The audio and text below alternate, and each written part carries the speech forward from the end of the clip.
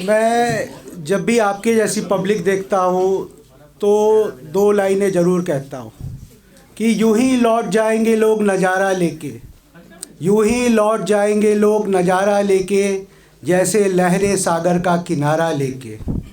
मेरे जनाजे को कांधा मत देना मेरे दोस्तों, मेरे जनाजे को कांधा मत देना मेरे दोस्तों, कहीं उठ ना जाऊँ मैं तुम्हारा सहारा लेके। मैंने जो पहली अपनी कविता लिखी थी गलती से अपने फादर की डायरी में लिख दी थी, और वो फादर ने मेरी वो 4 पन्ने फाड़ के मेरे हाथ में पकड़ा दिए और कहा कि इसके बाद जब तुम कमाने लग जाओ तब लिखना। और उसके बाद मैंने 14 साल के बाद कविता लिखी 12th पास करने के बाद। जो कविता थी वो मैं आपको सुना रहा हूँ, ज़िंदगी पे थी कि सांसें जब जीवन से आंखें चुराती हैं, सांसें जब जीवन से आंखें चुराती हैं, ये पूरी कायनात रुकी हुई सी नज़र आती है। बड़े बदनसीब हैं वो पल, बड़े बदनसीब हैं वो पल, जब ये धड़कन धड़कने से दगा दे जाती है। ज़िंदगी एक लतीफ़ा है शायद, चुटकुला, ज़िंदगी एक लतीफ़ा है शायद, कब अपना असर मौत के रूप में दे जाए। इसलिए अपने सामने वाले से पूरी मोहब्बत से पेश आ, इसलिए अपने सामने वाले से पूरी मोहब्बत से पेश आ, क्या जाने उससे तेरी ये आखिरी मुलाकात हो। कोई कसक न ले जा, कोई कसक न ले जा, एक बार खुद से भी खुल के मिल ले। क्या पता तू जो आज यहाँ है कल तेरा भी उस लोक में वास हो। हम कहते हैं कि हम मैच्योर हो गए हैं।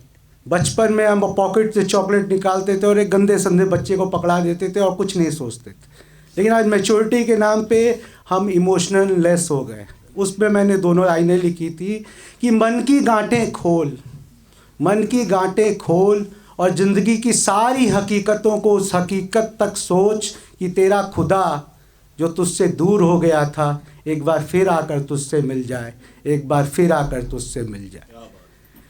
हर आदमी का पैशन होता है, किसी को स्टैंड अप करना है, किसी को IAS बनना है। तो दीवानगी पे मैंने 2 लाइनें लिखी थी कि ये दीवानगी शायद दीवानगी की हद तक जाए, ये दीवानगी शायद दीवानगी की हद तक जाए, तुझसे मिले बिना तो शायद अब मौत भी ना आए। हर शाम जब शाम होती है हम दिया बत्ती जला देते हैं कि हर शाम समा रोशन होती रही है मगर, हर शाम समा रोशन होती रही है मगर, जब तू आएगी तो शायद इनकी ज़रूरत ना रह जाए। और मैंने ऐसे ही रैंडमली लिखा था कि मैंने रैंडमली एक नंबर पे कॉल लगा दिया और उधर से किसी मोहतरमा की आवाज़ आई, तो यूं ही मैंने मज़ा लेने के लिए कह दिया, और तुम्हें मेरी याद नहीं आती। मोहतरमा ने 2 मिनट का पॉज लिया और उधर से कहा, भैया आपने किसको फ़ोन लगाया है। मन तो आया कह दूं कि भैया भी बोलती और पूछती है किसको फ़ोन लगाया है, लेकिन फिर मैंने, क्योंकि उधर से गुस्सा नहीं आया, तो बात को थोड़ा आगे बढ़ा और कहा, अब तो मेरा आवाज़ भी नहीं पहचानती। इतना कहना था भाई साहब, इतना कहना था। मैडम ने, मोहतरमा ने अपने दिमाग पर जोर लगाया और अपनी पूरी ज़िंदगी को खंगाला, जितने भी उनके बॉयफ्रेंड रहे हों, और बड़ी धीमी आवाज़ में कहा, क्या तुम समीर बोल रहे हो।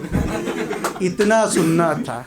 उस दिन से हम समीर हो गए, वो प्रियंका हो गई, साला टिंडर स्नैपचैट सब फेल हो गया और एक रैंडम कॉल काम कर गया। और मैं जाते जाते बस यही बोलूँगा कि आप लोगों से मिलकर ऐसा लगा, आप लोगों से मिलकर ऐसा लगा मानो मुद्दतों बाद खुद से ही खुल कर मुलाकात हो रही। धन्यवाद।